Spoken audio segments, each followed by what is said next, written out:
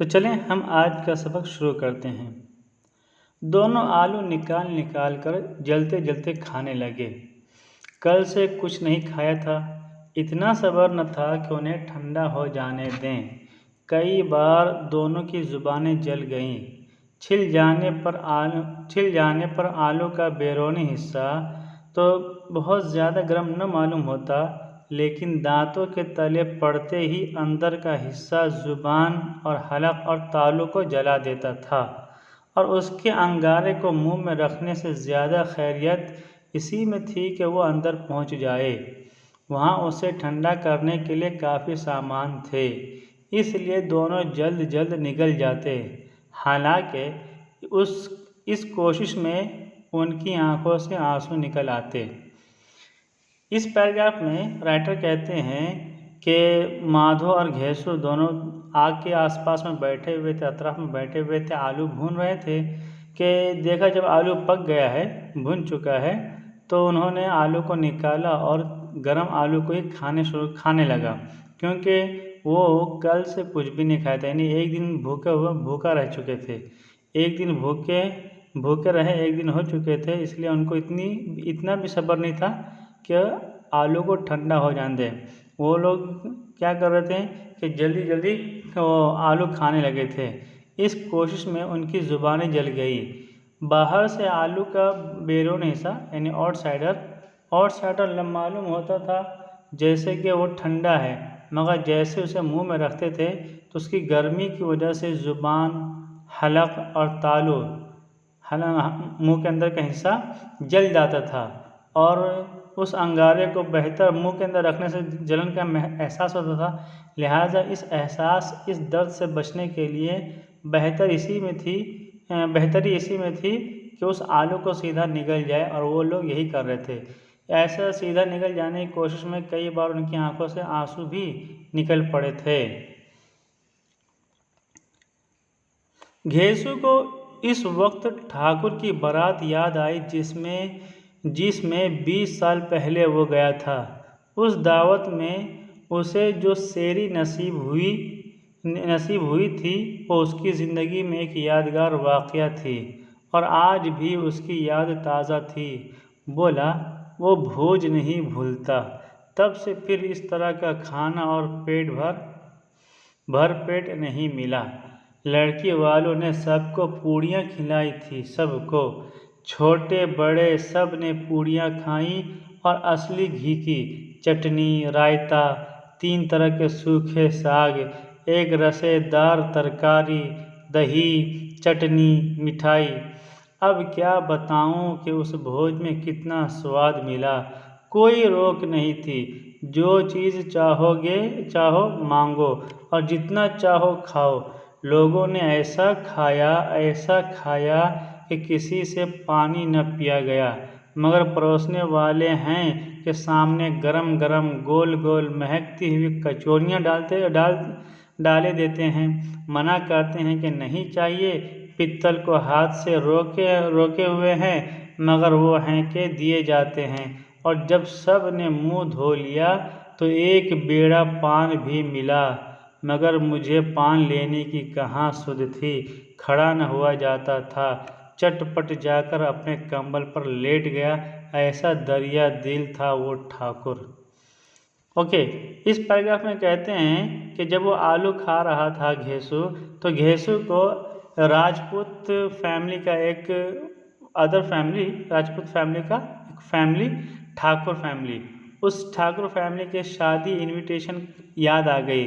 शादी में जो खाना खाया था वो वहाँ पर जाकर इतना ज़्यादा पेट भर खाया था कि उससे पहले और उसके बाद अब तक वो इतना ज़्यादा पेट भरकर नहीं खा पाया था। वो अपनी उस भोज को याद करते हुए कहता है कि हम जब शादी में गए थे तो लड़के वालों ने हमको पूड़ियाँ खिलाई, चटनी, रायता और साग हमको परोसा गया था, और एक करी वाला वेजिटेबल भी मिला, दही, मिठाई, और उसके साथ साथ जितना चाहो जो चाहो खाओ, कोई रोक टोक नहीं, कोई कुछ मना करने वाला नहीं था। हमने इतना खाया कि हमें पानी पीने की भी फुर्सत, यानी हम पानी न पी सके खाने के चक्कर में, यानी पानी पीने के लिए भी हमारे पेट में जगह न रही थी। और हम इतना खाने के बावजूद लड़की वाले जिनके घर पर हम दावत खाने गए थे वो हमें खिला रहे, और खाओ और खाओ और खाओ, ऐसे बोल बोल कर गरम गरम गोल गोल महकती हुई कचौरियाँ, वो कचौरियाँ मतलब एक ब्रेड होता है, एक केक होता है वो ओल्ड टाइम का, वो हमको पेश कर रहे थे। हम मना करते थे कि मत दीजिए, हम बहुत खा चुके हैं, अब हम और अब नहीं खा सकते। तो वो फिर भी ज़बरदस्ती हमको खिला रहे थे। फिर जब हम खा पी कर उठ गए और हाथ धो लिए तो हमको पान भी मिला, वेट्टिला भी मिला। मुझे पान खाने की फिक्र कहाँ न होश थी। मैं सीधा गया और ब्लैंकेट ओढ़कर सो गया। माधव ने उन तकल्लुफ़ात का मज़ा लेते हुए कहा, अब हमें कोई ऐसा भोज खिलाता, अब कोई क्या खिलाएगा, वो ज़माना दूसरा था। अब तो सबको किफ़ायत सूझती है। शादी में मत खर्च करो, क्रियाक्रम में मत खर्च करो, पूछो गरीबों का माल बटोर कर कहाँ रखोगे। बटोरने में तो कमी नहीं है, हाँ खर्च में किफ़ायत सूझती है। ठीक है, ये माधव जब वो बोल रहा था तो माधव उन फॉर्मेलिटीज़ को याद करके वे बहुत ही एंजॉय कर रहा था। अब सोच रहा था काश अगर हमें दूसरी मर्तबा भी कोई दावत देता तो हम उस दावत में जाकर इतना कुछ खा पाते।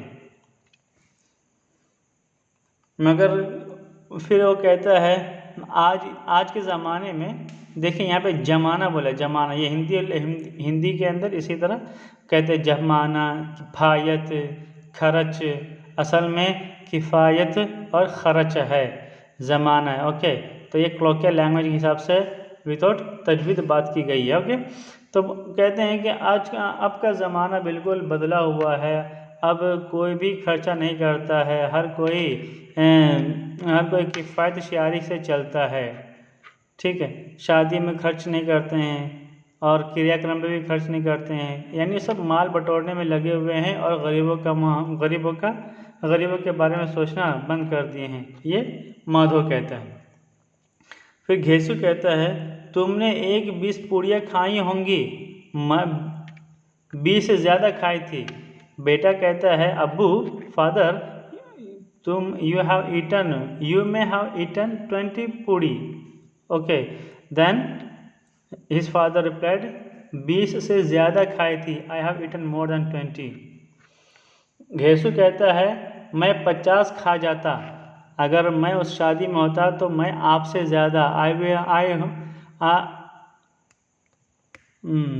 if I was in that marriage then I would eat more than you means 50. Okay, I would eat 50। 50 से कम मैंने भी न खाई होंगी। अच्छा पट्टा था, उसका आधा भी नहीं है। ओके, बाप कहता है कि बेटे मैंने भी 50 से कम पूड़ी नहीं खाई थी, यानी मैं almost I have eaten 50 puri हैं। And that time means before 20 years I was a young and smart person, healthy person. Now you are not half of my personality of that time.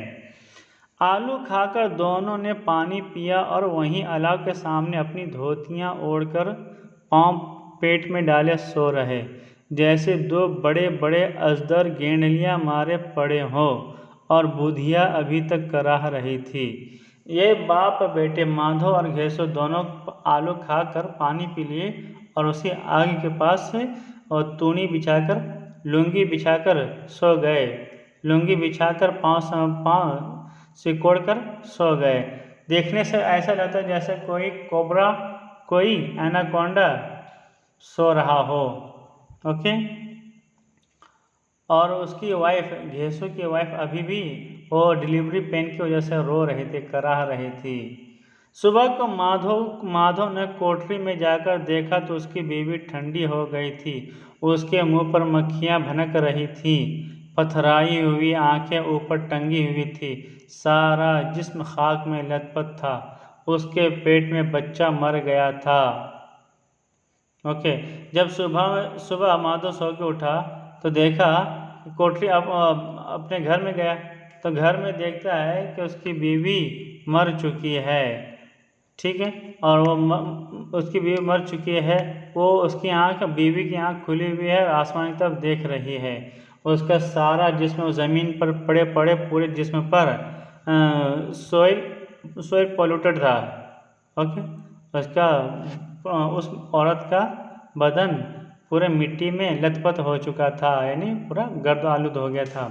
उसके पेट में बच्चा मर चुका था, जो डिलीवरी की वजह से रो रही थी, मगर उसकी बेबी पेट में ही दम तोड़ दिया था।